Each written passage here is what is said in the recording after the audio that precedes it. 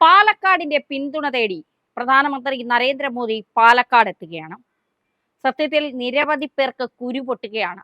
നേരത്തെ പത്തനംതിട്ടയിൽ അനിൽ ആന്റണിക്ക് പിന്തുണയുമായി പ്രധാനമന്ത്രി നരേന്ദ്രമോദി എത്തി. ഇപ്പോൾ സി കൃഷ്ണകുമാറിന് പിന്തുണ അർപ്പിച്ചുകൊണ്ട് അല്ലെങ്കിൽ കൃഷ്ണകുമാറിന് പിന്തുണ തേടിക്കൊണ്ടാണ് നരേന്ദ്രമോദി പാലക്കാട് എത്തുന്നത്. മോദി എന്തെങ്കിലും തന്ത്രങ്ങൾ മെനഞ്ഞാൽ, എന്തെങ്കിലും ആഗ്രഹിച്ചാൽ അത് നടപ്പിലാക്കുക തന്നെ ചെയ്യുമെന്ന് ഇതിനു മുൻപും പലപ്പോഴും നമ്മൾ കണ്ടിട്ടുള്ളതും കേട്ടിട്ടുള്ളതുമാണ്. അതായത് BJP 2 തവണ കേന്ദ്രത്തിൽ അധികാരം പിടിച്ചത് അമിത്ഷായുടെയും മോദിയുടെയും തന്ത്രങ്ങളിലൂടെ തന്നെയാണ്. അതുപോലെ തന്നെയാണ് ഇത്തവണ കേരളത്തിൽ 2 സീറ്റാണ് BJP ലക്ഷ്യം വെക്കുന്നത്, തൃശ്ശൂരും തിരുവനന്തപുരവും.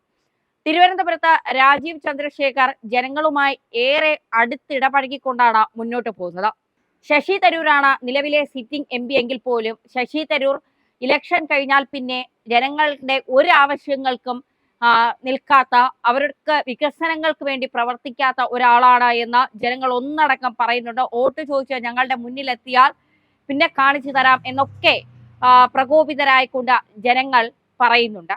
രാജീവ് ചന്ദ്രശേഖർ ഓരോ സ്ഥലങ്ങളിലും എത്തി അവരുടെ പ്രശ്നങ്ങൾ മനസ്സിലാക്കിക്കൊണ്ട്, നേരിട്ട് അറിഞ്ഞുകൊണ്ട്, അവരെ ഇരു കയ്യും നീട്ടി സ്വീകരിച്ചുകൊണ്ട് എന്നെ ജയിപ്പിച്ചാൽ നിങ്ങളുടെ പ്രശ്നങ്ങൾക്കൊക്കെ ഒരു പരിഹാരം എന്നാൽ കഴിയുന്ന രീതിയിൽ ഞാൻ ചെയ്തു തന്നിരിക്കും എന്നാണ് രാജീവ് ചന്ദ്രശേഖർ പറയുന്നത്. അദ്ദേഹം പരിചിതനായ ഒരു മുഖമല്ല, ഒരുപക്ഷെ കേരളക്കാർക്ക് പരിചിതനായ ഒരു മുഖമല്ല എങ്കിൽ പോലും ഒരുപാട് വർഷമായി, അദ്ദേഹം പറയുന്നത് പോലെ 18 വർഷമായി അദ്ദേഹം തിരഞ്ഞെടുപ്പ് രംഗത്ത് ഉണ്ട് എന്നുള്ളത്, സ്ഥാനാർത്ഥിയായി രംഗത്തുണ്ട് എന്നുള്ളത്.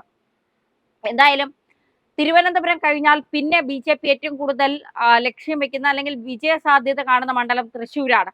സുരേഷ് ഗോപിയെ ഇത്തവണ ജയിപ്പിക്കാൻ തന്നെയാണ് BJPക്കാർ തീരുമാനിച്ചിരിക്കുന്നത്. മാത്രമല്ല, സുരേഷ് ഗോപി എന്ന് പറയുന്ന ഒരു രാഷ്ട്രീയക്കാരനപ്പുറം അദ്ദേഹം ഒരു ജനസേവകനാണ്, ഒരു മനുഷ്യ സ്നേഹിയാണ്. എന്തൊക്കെ വിമർശനങ്ങൾ വന്നാലും ജാതിയോ മതമോ പാർട്ടിയോ ഒന്നും നോക്കാതെ തന്നെ തന്റെ മുന്നിലെത്തുന്നവർക്ക് അവരുടെ ആവശ്യങ്ങൾ അറിഞ്ഞ് അത് സത്യസന്ധമാണോ എന്ന് മനസ്സിലാക്കിക്കൊണ്ട് കൃത്യമായി അത് ചെയ്തു കൊടുക്കാൻ 100% മനസ്സ് കാണിക്കുന്ന ഒരാളാണ് സുരേഷ് ഗോപി. ഒരുപാട് അന്തംഗമികൾ സുരേഷ് ഗോപിക്കെതിരെ നിരവധി കുപ്രചരണങ്ങളൊക്കെ നടത്തുന്നുണ്ട്. അതൊന്നും സുരേഷ് ഗോപിയുടെ ജയം മുന്നിൽ കണ്ടിട്ടാണ് എന്നുള്ളതാണ് മറ്റൊരു യാഥാർത്ഥ്യം. എന്തായാലും VS സുനിൽകുമാറിനും അത്രത്തോളം ഒരു ജനപ്രാതിനിധ്യം തൃശ്ശൂരിലുണ്ട്.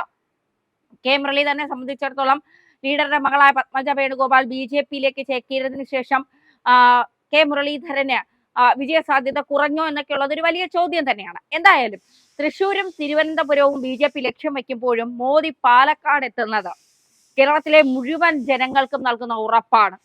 ഞങ്ങൾ ഒപ്പമുണ്ട്, നിങ്ങൾ 2 MP-മാരെ ഞങ്ങൾക്ക് തരൂ, നിങ്ങൾക്ക് വികസനം എന്താണ് എന്നുള്ളത് നിങ്ങളുടെ ആവശ്യങ്ങൾ അറിഞ്ഞ് ഞങ്ങൾ നിങ്ങളെ സഹായിക്കും, സഹായിച്ചിരിക്കും, അത് ഞങ്ങളുടെ കടമയാണ് എന്ന് പറയാതെ പറഞ്ഞു വെക്കുകയാണ് മോദി. എന്തായാലും പാലക്കാട് എത്തുമ്പോൾ SPGയുടെ കനത്ത സുരക്ഷാ വലയത്തിലാണ് പ്രധാനമന്ത്രി നരേന്ദ്രമോദി പാലക്കാടേക്ക് എത്തുന്നത്. കഴിഞ്ഞ ദിവസം പ്രധാനമന്ത്രിയെ വധിക്കാനൊക്കെയുള്ള ഒരു ഭീഷണി സന്ദേശമൊക്കെ എത്തിയിരുന്നു. എന്തായാലും SPG കൂടെ ഉള്ളിടത്തോളം കാലം മോദിയെ തൊടാൻ ഒരാൾക്കും കഴിയില്ല എന്നുള്ളത് ഇതിനു മുന്നേ പല തവണ നമ്മൾ കണ്ടിട്ടുള്ളതാണ്. എന്തായാലും പാലക്കാട് മണ്ണിലേക്ക് മോദി വന്നിറങ്ങുമ്പോൾ, ശക്തന്റെ മണ്ണിലേക്ക് വന്നിറങ്ങിയപ്പോൾ നമ്മൾ കണ്ടതാണ്, പാലക്കാട് മണ്ണിലേക്ക് വന്നിറങ്ങുമ്പോൾ മോദിയെ ഇരു കൈയും നീട്ടി സ്വീകരിക്കാൻ തന്നെയാണ് ജനങ്ങൾ തീരുമാനിച്ചത്.